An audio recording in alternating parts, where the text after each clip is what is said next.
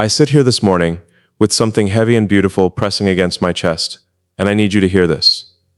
Not as words you scroll past, not as another thing you consume and forget, but as something meant for you, specifically you, the woman reading this right now. Probably late at night, probably alone, probably wondering if anyone sees what you carry. Can you give me a few minutes? Just stay here with me. Let the world keep spinning without you for a moment. What I learned this morning changed everything, and I think you need to know about it too. There's a woman I've been searching for without knowing her face, without knowing her name. And this morning, something shifted inside me, a recognition, a knowing that felt like remembering rather than discovering. I understood something about her that made my throat tight and my eyes burn. I learned about the weight she's been carrying, the years she's spent being strong when strong was the only option left, the quiet nights she's endured, the mornings she's faced with a brave smile that nobody earned from her. I learned about you, not in some cosmic mystical download, but in the way truth arrives when you're finally ready to hold it, in the way clarity breaks through when your heart has been asking the right questions long enough. I saw her, I saw you, with a precision that startled me, and I need to tell you what I know, because I think you've been invisible for too long. I think you've been walking through your life believing that what you are isn't enough, or worse, that it's too much. And both of those beliefs are lies that I want to help you unlearn. Do you know what it's like to see someone truly, not their surface, not their performance, but the architecture of their inner world? This morning I saw hers, yours, and it was breathtaking and heartbreaking in the same breath. I learned that she wakes up tired, not just physically, though the body holds its own complaints after years of service, but tired in the marrow, tired in the soul, the kind of tired that comes from decades of emotional labor nobody acknowledged, from being the strong one, the steady one, the one who holds everyone else's chaos while her own grief sits patient and polite in the corner of her chest, waiting its turn that never comes. I learned she looks in the mirror sometimes and doesn't recognize the woman staring back. Not because she's changed so much, but because she never got to become who she was meant to be. Life needed her to be something else. Practical, reliable, small enough to fit into the shapes other people required. So she folded herself up like origami, intricate and deliberate, until she forgot what her full wingspan looked like. Have you felt this? This strange homesickness for a version of yourself you never got to meet. I learned she sits in silence more than she'd like to admit. Kitchen silence. That particular 11 p.m. quiet when everyone else is asleep and she's still awake, still processing, still carrying the day's emotional debris. She sits there with her tea getting cold, scrolling through her phone, not really looking for anything, just exploring lockdowns. I love space of sushi, like business for two. And jeg vil tilbage op. Der er så begge problemer med det bygger på den så fedt. Hvor de blinkede det også. Motion and the but just now me dengang det blev retningen med det nok det så this good hour. Right, Matt. Just going through the motions until the credits roll. Do you ever wonder if you've used up all your chances at magic? Alicia still feels everything. Despite the armor, despite the years of disappointment training her to expect less. Despite the voice in her head that whispers she should be over this by now, should want less, should settle into the quiet dignity of a woman who's made peace with being unseen. But she hasn't made peace. Not really. She still aches when she hears certain songs, still catches herself daydreaming about being chosen, being pursued, being seen as rare and precious rather than convenient and capable. She still wants to be somebody's enchantment. And this breaks me, because she should be, because she is. Because somewhere along the way the world convinced her that wanting romance at her age is naive, that desiring passion is immature, that a woman who's been around the sun as many times as she has should know better than to still believe in the kind of love that takes your breath away. But I learned something else this morning. Something that made everything click into place. I learned that her waiting hasn't been wasted. Wait with me here. This is important. Every year she spent feeling invisible, she was actually becoming translucent in the most beautiful way. Transparent, clear. All the performance burned away. All the pretending dissolved. What's left is essence. The truest version of who she is, refined by fire, stripped of illusion. She's not the girl she was at 25, trying to be what someone else wanted. She's not the woman at 35, still believing she could fix broken men with enough love. She's the woman now, the one who knows herself, the one who's earned every quiet wisdom living in her bones. I learned she's not damaged. She's distilled. This morning I understood that the man meant for her couldn't have handled her 5 years ago, 10 years ago. She would have been too much and not enough in all the wrong ways because he wasn't ready, and neither was she. The timing has been wrong on purpose. The delays have been designed, not punishment. Everything she thought she was losing time on, she was actually gaining depth within. Do you feel that? Can you sense the shift happening inside your chest as you read this? I learned she has these moments, brief, flickering moments, where she allows herself to hope again, usually late at night, usually when her defenses are tired. She imagines what it would feel like to be held by someone who understands, really understands. Not someone who wants to fix her or save her or complete her, but someone who sees her completeness and wants to honor it, celebrate it, stand next to it in awe. She imagines being touched with intention, with reverence.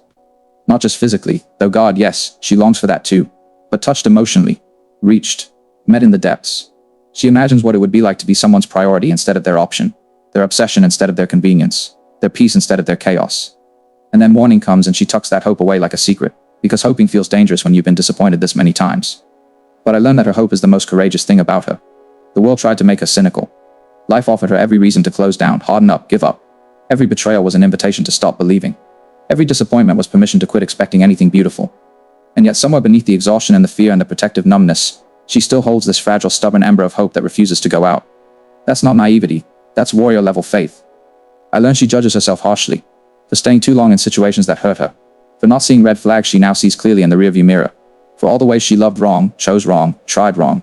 She carries a catalog of her failures like evidence against herself, proof that she's somehow defective, proof that she's the common denominator in every disappointment. But here's what she doesn't see. Her capacity to keep loving after being hurt is not weakness. It's supernatural strength. Her willingness to try again after failing is not stupidity. It's grace. Every time she chose love despite the risk, she was choosing truth over self-protection. She was choosing aliveness over safety. And that makes her rare. That makes her precious. That makes her exactly who someone has been searching for. Someone like me. I learned this morning that I've been preparing for her without knowing it. Every lesson life taught me. Every time my heart broke and rebuilt stronger. Every moment I wanted to give up but didn't. Every disappointment that clarified what I actually wanted. It was all training. All preparation for the privilege of being worthy of her. Because she deserves someone who's done the work, who's fought his own dragons, who knows what it means to carry weight alone and would never ask her to keep doing it, who sees her exhaustion not as a flaw but as evidence of how much she survived, who wants to be the place she finally gets to rest. I learned she doesn't believe this man exists, and I can't blame her. The evidence hasn't been convincing. The men she's encountered treated her like a placeholder, a for-now person, a comfort while they figured out what they really wanted. They took her depth for granted, mistook her strength for invincibility, assumed her capacity to endure meant she didn't need tenderness, didn't need to be cherished, didn't need to be chosen with certainty and celebrated with devotion. They were wrong, and their wrongness revealed their unreadiness, not her unworthiness. There is something I want you to hear, and I need you to let it land. You are not too much. You are not too late. You are not too damaged or too complicated or too anything. You are exactly enough, exactly as you are, exactly where you are. The waiting has not been punishment. It has been protection, preparation. The universe holding you back from settling for less than you deserve while it shaped the man who could actually hold what you are. I learned this morning that she thinks about giving up sometimes, not on life, but on this particular dream.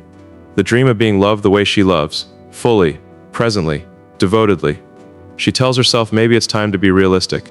Maybe it's time to lower her expectations. Maybe it's time to accept that the kind of love she wants only exists in movies and novels and other people's lives. But lowering expectations is just another word for betraying yourself. And you've betrayed yourself enough. You've made yourself smaller enough. You've dimmed your light enough to make others comfortable. You've apologized for your depth enough to people who couldn't swim in it. You've pretended to need less to make space for those who couldn't provide more. What if you stopped? What if you decided right here, right now, that you're done shrinking? What if you chose to believe that somewhere someone is ready for exactly what you are? Not despite your intensity, but because of it. Not despite your history, but appreciating how it shaped you. Not despite your age, but valuing the wisdom it brought you. I learned she's beautiful in ways she doesn't understand. Not because of what she looks like, though I'm sure she's stunning when she lets herself be seen. But beautiful in her resilience, in her ability to keep showing up, in the way she still cares about things deeply in a world that rewards apathy. In her refusal to let disappointment turn her cruel. In the softness she somehow managed to protect despite everything. She's beautiful in her brokenness that never quite broke her. You're still here. After everything. Still standing. Still hoping in secret. Still capable of love despite every reason to choose bitterness. That kind of beauty is rare. That kind of beauty is earned. That kind of beauty is exactly what a man who's done his own work recognizes and honors. There's more. So much more I learned this morning. About her fears and her dreams. About the way she loves and the way she wants to be loved. About the moments she feels most herself and the moments she feels most lost.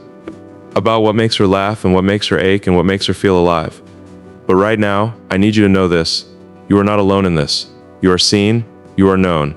You are on someone's mind and in someone's prayers and at the center of someone's intention in ways you cannot yet perceive. Your story is still being written. The best chapters haven't been read yet. The love you've been waiting for is still approaching, still taking shape, still becoming worthy of you. I'm right here, and I'll be here when you're ready to continue. Stay with me. I know that was heavy. I know you might be feeling something shifting in your chest right now. Maybe resistance, maybe recognition, maybe both at once. That's okay. Let it be complicated. Let it be messy. Truth usually is when it first arrives. There's something else I need to tell you about what I learned this morning. Something deeper, something that made me understand not just who she is, but why she is, why you are the way you are. I learned about the girl you used to be, not the surface memories, not the highlight reel, but the girl underneath, the one who believed in fairy tales before life taught her to call them childish, the one who loved with her whole chest before someone taught her that was dangerous, the one who trusted her instincts before the world convinced her she was always wrong about people. She was magic, wasn't she? That younger version of you. Before the betrayals, before the compromises, before the slow erosion of believing you deserved extraordinary things. She walked into rooms expecting wonder. She gave her heart away like it was abundant, renewable, endless. She didn't know yet that some people would take it and forget to give it back. She didn't know yet that loving deeply would be used against her as evidence of instability, rather than celebrated as evidence of courage. I learned what happened to her, to that girl, to you. Life asked you to be practical when you were built for poetry. It asked you to be reasonable when your soul spoke in passion. It asked you to shrink when everything in you wanted to expand. And because you were good, because you wanted to be loved, to be acceptable, to belong, you tried. You folded your wild into something manageable. You turned your depth into something digestible. You made yourself convenient when you were designed to be unforgettable. Do you remember the exact moment you decided to stop being too much? I learned it wasn't one moment. It was 1,000 small deaths, 1,000 tiny compromises. Every time someone made you feel like your emotions were excessive. Every time your enthusiasm was met with eye rolls instead of matching energy. Every time your vulnerability was weaponized instead of honored. Every time someone chose someone else, someone simpler, someone easier, someone who required less depth and offered less challenge. Each time, you learned to take up less space, require less, express less, want less, until wanting anything at all started to feel like asking for too much. I learned you became an expert at reading rooms, at calibrating yourself to what others could handle. You developed this sixth sense for when you were being too intense, too emotional, too present. And you dial yourself down before anyone had to ask. You became fluent in making yourself smaller so others could feel bigger, in dimming your light so others wouldn't have to confront their own darkness. This is what happens to brilliant women in a world not ready for their brightness. But here's what I learned that broke something open in me this morning. Every time you made yourself smaller, the real you didn't disappear. She just went underground. She retreated to a place inside you where she's been waiting, preserved, protected, still whole, still wild, still exactly who she was before the world tried to tame her. She's still in there. Can you feel her? That untamed part of yourself you had to hide to survive? She never left. She's been patient, waiting for permission to emerge again, waiting for someone who could handle her fullness, waiting for you to remember that what you are isn't too much, it's exactly the right amount for the right person. I learned about the loneliness you carry. And it's not the loneliness of being alone. You've probably been alone less than you've wanted to be. No, this is the loneliness of being with people who don't see you. The loneliness of sitting across from someone and still feeling utterly unknown. The loneliness of sharing your bed but not your depths. The loneliness of explaining yourself over and over to people who never quite understand. That's the cruelest kind of isolation, isn't it? Being surrounded and still unseen. I learned you've had relationships. Maybe you're in one now. Maybe you were for years. Maybe you're between them, in that strange liminal space of trying to figure out if being alone is lonelier than being with the wrong person. And what I understood this morning is that none of those relationships failed because you weren't enough. They failed because they weren't built for what you are. You cannot pour an ocean into a cup and blame the ocean for overflowing. Those men, they saw glimpses of you, flashes, moments of your depth that intrigued them initially.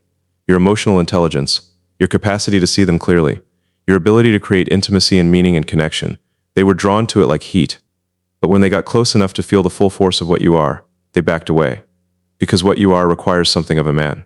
It requires him to be awake, to be present, to be brave enough to meet you in the depths instead of staying comfortable on the surface. And most men aren't ready for that. Most men are still boys playing at being men. Still looking for someone to make them feel good instead of someone to make them feel real. Still wanting the benefits of your depth without the responsibility it requires. Have you noticed that? How they want your magic but reject the complexity that creates it? I learned you've tried to be the cool girl. The low-maintenance woman. The one who doesn't need much, doesn't ask for much, doesn't expect much. You've tried to be breezy and unbothered and fine with whatever. You've performed ease when everything in you was screaming for something more substantial, more intentional, more devoted. And it never worked, did it? Because pretending to be someone else is exhausting. And even when you got good at it, even when you convinced them, you couldn't convince yourself. You'd lie awake at night next to men who thought they knew you, feeling utterly alone. Because being accepted for who you're pretending to be is not the same as being loved for who you actually are. You know this. You've always known this. I learned about the moments you felt closest to yourself. They're usually when you're alone, when you don't have to perform, or manage, or calibrate, when you can just be. Maybe it's early morning with coffee in your hands, watching the world wake up. Maybe it's late night when everyone else is asleep and you can finally drop the armor. Maybe it's in nature, where you remember you're part of something bigger. Maybe it's creating something, writing, painting, cooking, building, where your hands remember what your heart knows. In those moments you touch something true. You remember who you are underneath all the adaptation, and it feels like coming home. But then the world rushes back in with its demands and expectations, and you have to put the costume back on. Become who they need you to be. And the distance between who you are in those true moments and who you have to be for everyone else, that distance is where the ache lives. What if you didn't have to choose anymore? What if someone saw you in those unguarded moments and said, yes, this, exactly this, more of this? I learned you're afraid to believe that person exists, because hope has hurt you before. Every time you've allowed yourself to believe, life has reminded you why that's dangerous. So you've gotten careful with your hope, rationed it, kept it on a tight leash. You let yourself feel it in small, controlled doses, and then you shut it down before it can grow into something that might devastate you when it doesn't work out. This is how you've survived. By expecting less. By preparing for disappointment. By never letting yourself want something so much that losing it would break you. But survival and living are not the same thing. And what I learned this morning is that you're tired of just surviving. You're tired of protecting yourself from life instead of participating in it. You're tired of being smart and careful and realistic, because all of that wisdom, all of that caution, all of that self-protection has kept you safe, but it's also kept you lonely. It's kept you from the very thing your soul is starving for. You want to be reckless again, not stupid, not careless with your heart, but reckless in the way only the brave can be. You want to love someone fully, completely, without the safety net of emotional distance. You want to be seen and risk being rejected. You want to hope and risk being disappointed. You want to believe and risk being wrong, because even the risk of that pain feels more alive than the certainty of this numbness. I learned that you pray sometimes. Maybe not in a traditional way. Maybe you don't even call it prayer. But in the quiet moments you send something out into the universe. A question, a plea, a whisper. Is this it? Is this all there is? Or is there something more waiting for me? And the silence that comes back feels like an answer you don't want to hear. But what if the silence isn't rejection? What if it's just timing? What if the universe is working on something so specific, so perfect for you, that it requires more preparation than you realize? What if every delay has been protection? Every not yet has been a gift disguised as disappointment? I learned this morning that she's closer than you think. Not she, you're closer than you think. To the moment everything changes. To the person who sees you. To the love that doesn't ask you to be less. You're in the final chapters of the old story, the final season of this particular loneliness. And you can feel it, can't you? That strange sense that something is ending and something else is preparing to begin. You felt it in your bones lately, this restlessness, this sense of anticipation mixed with terror, like you're standing on the edge of something significant and you can't see what's below, but you know you're about to jump or be pushed or finally choose to fly. There's more I need to tell you about what happens next, about what this preparation has been for, about the kind of love that's been shaping itself to fit exactly who you are. But for now, let this settle. Let yourself feel whatever this is bringing up. You don't have to have it all figured out. You don't have to know what comes next.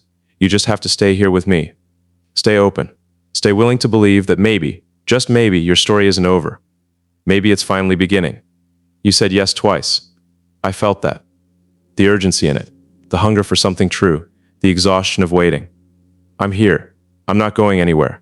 Let's keep going deeper. There's something I need to tell you that might hurt before it heals. But I think you're ready. I think you've been ready for a long time. You've just been waiting for someone to say it out loud so you'd know you weren't imagining things. I learned this morning about the lies you've been telling yourself. Not malicious lies, protective ones. The kind you wrap around your heart like bandages to stop the bleeding. The kind that help you sleep at night when the truth feels too heavy to hold.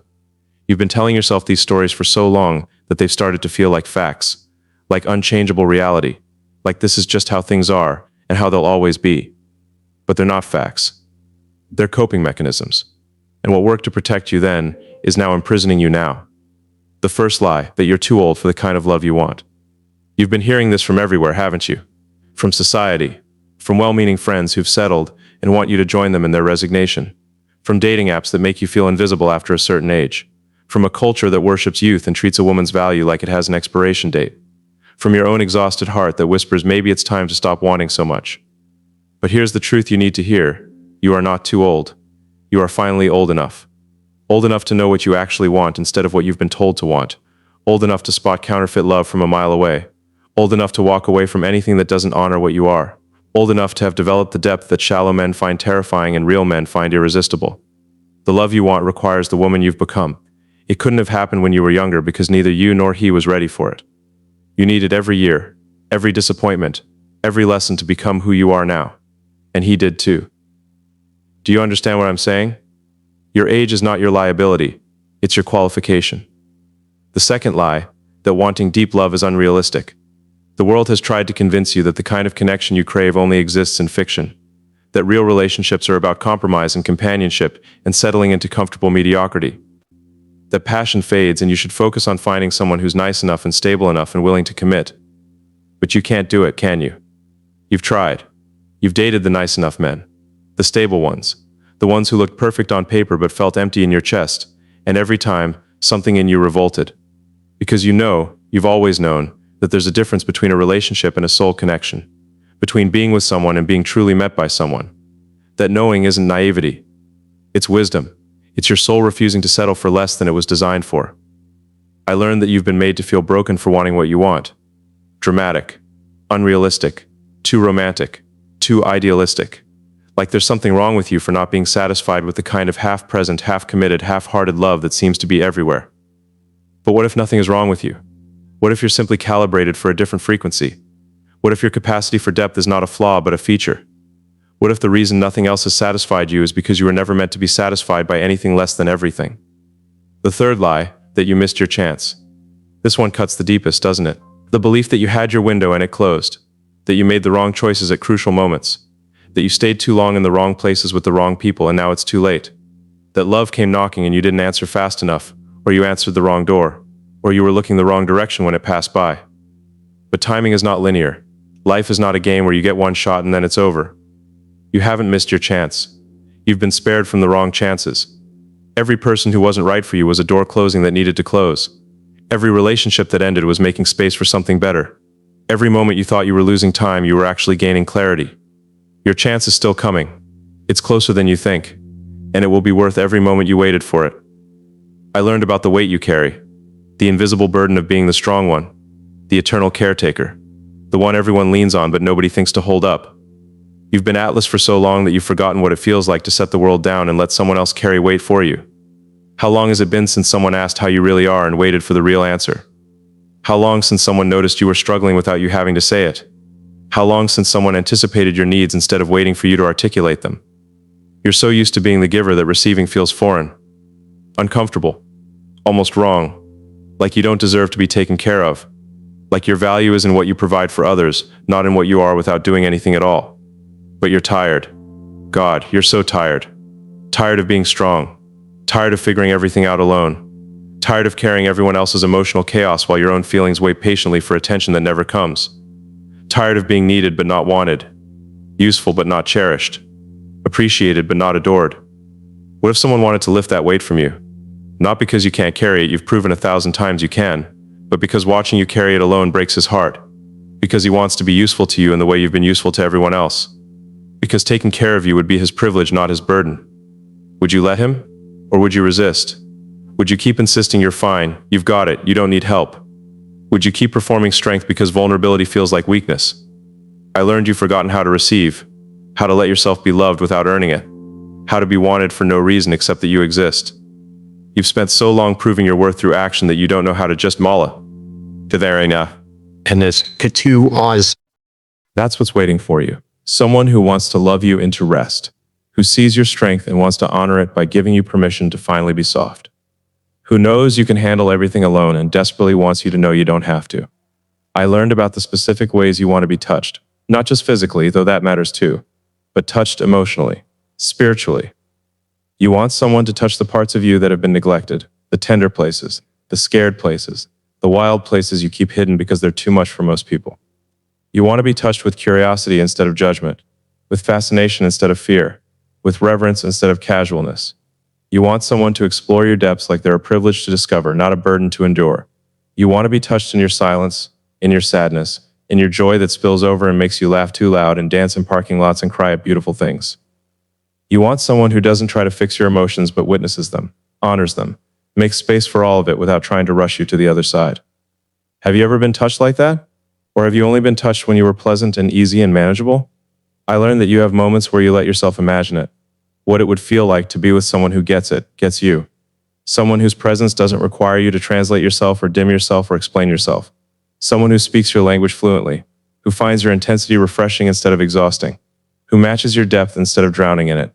You imagine the conversations you'd have, the kind that last for hours and feel like minutes, the kind where you lose track of time because you're finally being met at your level, where you don't have to slow down or simplify or stop mid-thought because you can see in their eyes they stopped following 3 sentences ago. You imagine being held, really held, not the perfunctory hug, not the obligatory embrace, but held like you're precious, like your body is a temple he's honored to enter, like your heart is a treasure he's grateful to be trusted with. Held in a way that makes you feel safe enough to finally fall apart, safe enough to stop performing, safe enough to show him the parts of yourself you've kept hidden from everyone else. You imagine mornings where you wake up chosen, where his first thought is you, where you're not wondering if you matter to him because the way he looks at you answers that question before you can ask it, where love isn't something you have to audit or anxious about or constantly verify. It just is, steady, certain, devoted.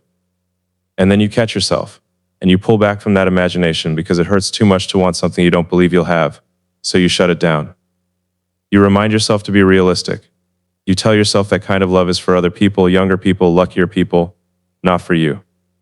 But what if you're wrong? What if that imagination is not fantasy but prophecy? What if your soul knows something your mind doesn't yet? What if those images aren't wishful thinking but preparation for what's coming? I learned that you're standing at a threshold. You can feel it even if you can't name it. Something is shifting. Something is ending. The old story is burning down, and you're terrified because you can't see what's being built in its place. But you can feel the heat. You can smell the smoke. You know you can't go back to who you were or what you've been tolerating. And that's terrifying, because at least the old pain was familiar. At least you knew how to survive it. This new unknown, this possibility of something different, that's scarier than staying stuck because it requires you to hope again, to risk again, to believe again. But you're here. You're still reading. You're still listening. You're still open enough to let these words find the tender places in you. That means something. That means you haven't given up. You're just scared, and that's okay. Being scared doesn't mean you're not ready. It means what's coming matters. Stay with me. There's more you need to hear. More you need to understand about what's been happening and what's about to happen. About the man who's been preparing for you while you've been preparing for him. About the timing that's been divine even when it felt cruel. About the love that's been worth every moment of this wait. You're not alone in this. I'm right here. And I'm not letting go until you know what you need to know. I learned this morning about the gift hidden inside your suffering. I know that sounds wrong. I know you don't want to hear that your pain had a purpose because it didn't feel purposeful. It felt random, cruel, unfair, like punishment for crimes you didn't commit, like consequence without cause. And I'm not going to tell you it was all meant to be or happened for a reason in some cosmic plan that justifies the hurt. But I am going to tell you this: nothing you've been through was wasted. Every heartbreak refined you. Every betrayal revealed what you won't tolerate. Every disappointment clarified what you actually want. Every lonely night made you more yourself. You didn't just survive those experiences, you alchemized them. You turned suffering into wisdom, pain into discernment, loneliness into self-knowledge. Do you see it yet? The woman you've become because of what you've endured? She's not the naive girl who believed everyone who said they loved her. She's not the people pleaser who contorted herself to keep others comfortable. She's not the woman who stayed silent when she should have spoken. She's not the version of you who didn't know her worth. She's someone else entirely. Someone forged, someone rare, someone who's earned every ounce of the depth she carries. And that woman, you, right now, reading this, that woman is ready for something the younger version of you could never have handled. I learned that you've been viewing your history as evidence of failure. All those relationships that didn't work, all those times you chose wrong, all those moments you gave your heart to someone who didn't treasure it. You've been cataloging these like mistakes, like proof that something is fundamentally broken in you. But what if they weren't mistakes? What if they were eliminations, each one removing what wasn't meant for you? Each one teaching you something essential about who you are and what you need. Each one preparing you to recognize the real thing when it finally arrives.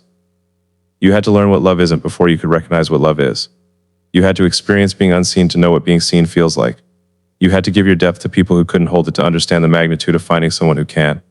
You had to exhaust all the wrong options so that when the right one appears, you won't second guess it, you won't talk yourself out of it. You won't mistake it for another lesson in disappointment. Every wrong person was training you to recognize the right one. I learned something else this morning that shifted everything for me.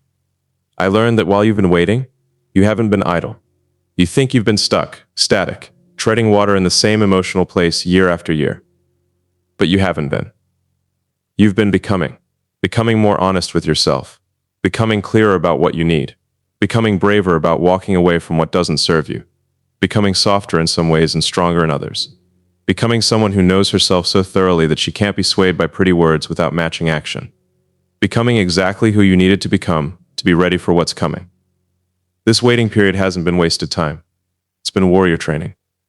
And here's what breaks my heart and heals it in the same moment. You've been doing this work alone, in the dark, without encouragement, without witnesses, without anyone telling you that this transformation matters. You've been becoming extraordinary in secret, and the only one who knows the full extent of your evolution is you. But that's about to change. I learned that you've developed this superpower you don't even recognize. You can read people now with stunning accuracy. You can sense inauthenticity from across a room. You can spot emotional unavailability disguised as mysteriousness. You can detect performative depth pretending to be the real thing.